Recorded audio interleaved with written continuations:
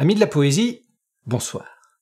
Comme je l'évoquais dans la précédente vidéo, l'artiste est extrêmement dépendant de son public.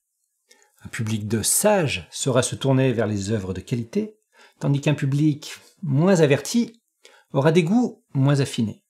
Ce qu'on pourrait appeler la sagesse des foules et la folie des foules. Deux concepts que je vais expliciter plus avant. Mais à opposer ainsi sagesse et folie, on donne à l'art une certaine forme d'élitisme. À cet élitisme, j'oppose une certaine curiosité, volonté de se cultiver, une vision au final très proche de l'idéal communiste de la foule, s'élevant culturellement. Peut-être connaissez-vous cette locution latine, vox populi, vox dei, ce que l'on pourrait traduire par la voix du peuple et la voix de Dieu. Ou, de façon plus moderne, on pourrait parler de sagesse des foules. D'ailleurs, Machiavel, dans son discours sur la première décade de Tite-Live, nous dit « Ce n'est pas sans raison qu'on dit que la voix du peuple est la voix de Dieu. On voit l'opinion publique pronostiquer les événements d'une manière si merveilleuse qu'on dirait que le peuple est doué de la faculté occulte de prévoir et les biens et les maux. »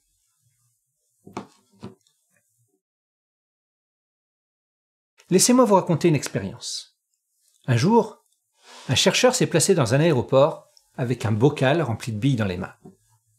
Dans un aéroport, on voit toutes sortes de personnes. Ce n'est pas la plus mauvaise façon de prendre la température de la foule. Dans cet aéroport, donc, notre chercheur, bocal de billes en main, interpelle les gens pour leur demander combien de billes il y a dans le bocal. Évidemment, personne ne trouve le bon nombre. Par contre, en faisant la moyenne de toutes les réponses données, on arrive à un résultat assez proche du nombre de billes réelles. C'est ce qu'on pourrait appeler la sagesse des foules. Maintenant, si l'on renouvelle l'expérience en indiquant le nombre donné par la personne précédente, on va fausser les points de vue. Et très vite, les nombres donnés vont partir à la hausse ou à la baisse. Ce qu'on pourrait appeler la folie des foules. Cette sagesse populaire peut très facilement être biaisée. Biaisée par les informations télévisées, biaisée par les sondages électoraux, biaisée par une culture populaire trop politisée. C'est ainsi que l'on peut expliquer, par exemple, pourquoi certains artistes de musique populaire, qui n'ont quand même rien d'extraordinaire, arrivent à se hisser tout en haut du palmarès des ventes. J'ai, dans la précédente vidéo, mis en opposition art savant et art populaire. Ce qui a pu déplaire à certains, je l'entends. En effet, nous vivons dans un monde où les valeurs d'égalité et de justice sociale sont de plus en plus fortes et présentes. Et l'on pourrait me faire dire que je place l'art savant au-dessus de l'art populaire, faisant du premier un art élitiste, trop élaboré pour les foules, pour le bas peuple, et donc contraire aux immortels principes de 89. Théophile Gautier, dans son poème « Consolation », expose ce propos bien mieux que je ne saurais le faire. Ne sois pas étonné si la foule, ô poète, dédaigne de gravir ton œuvre jusqu'au faîte. La foule est comme l'eau qui fuit les hauts sommets. Où le niveau n'est pas, elle ne vient jamais. Donc, sans prendre à lui plaire une peine ardue, ne fais pas d'escalier à ta pensée ardue. Une rampe au boiteux ne rend pas le pied sûr. Que le pic solitaire escalade l'azur, l'aigle saura l'atteindre avec un seul coup d'aile, et posera son pied sur la neige éternelle, la neige immaculée au pur reflet d'argent, pour que Dieu, dans son œuvre allant et voyageant, comprenne que toujours on fréquente les cimes et qu'on monte au sommet des poètes sublimes. Théophile Gautier aurait ainsi une perception assez élitiste de l'art. Si le poème est trop subtil, la foule ne sera pas en mesure de l'atteindre. C'est une vision qui pouvait avoir du sens il n'y a encore pas si longtemps. Mais cela fait plus d'un siècle qu'en France, l'enseignement est obligatoire. Une grande majorité d'entre nous sait lire et écrire à peu près couramment. Écrire sans faute, non, mais ça, c'est un autre problème. On arrive à parler, ou en tout cas comprendre souvent 2, voire 3 langues. On accède à des bibliothèques et, depuis une décennie, à Internet. Alors, quand on grandit dans une famille adepte de télé-réalité, on se tourne moins naturellement vers Beethoven et Maupassant. Mais on a accès assez facilement à tout ce qu'on veut. Vous pouvez même regarder des vidéos d'un mec qui ne sait pas se couper les cheveux en train de parler de Baudelaire. Oui, je parle de moi. Il n'est plus question de bas peuple et de noblesse, il est désormais question de culture et de curiosité artistique. Je le redis, la curiosité, ça s'aiguise, et selon son environnement culturel, ça peut s'aiguiser de façon bien différente. Mais un adepte de musique rap, par exemple, peut, s'il s'en donne la peine, écouter des rappeurs plus intéressants que les fadaises radiophoniques qu'on nous injecte de force dans les oreilles. Un lycéen peut lire n'importe quel autre livre que ceux proposés par le professeur de français.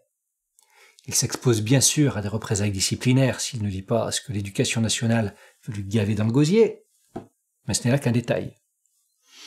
Un ouvrier travaillant en 3-8 à l'usine peut tout à fait choisir d'écouter un podcast sur l'architecture florentine de la Renaissance plutôt que d'allumer sa télévision.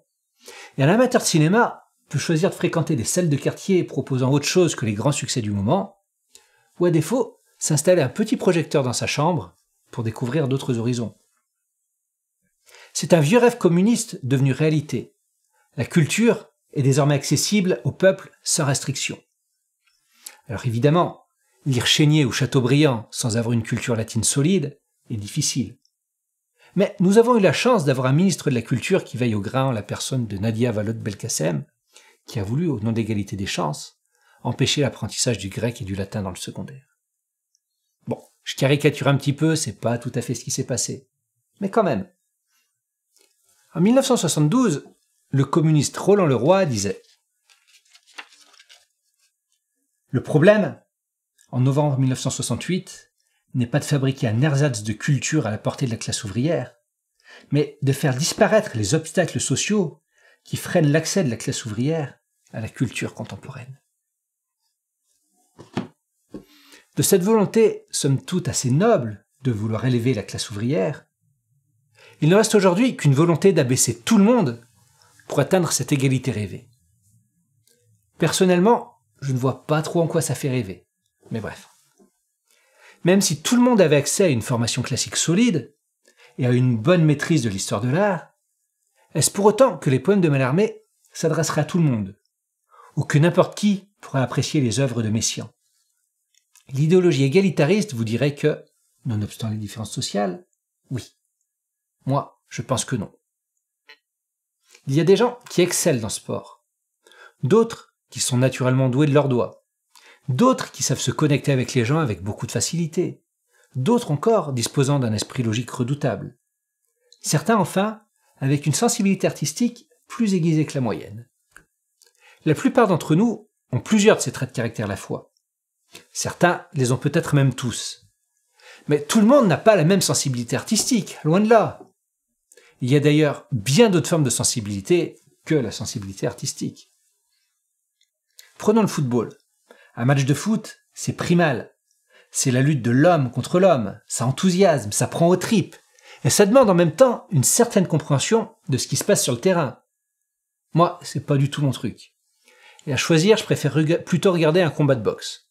Mais je comprends tout à fait cet enthousiasme. Ces gens qui sont prêts à faire des centaines, voire des milliers de kilomètres pour assister à un match de Coupe du Monde.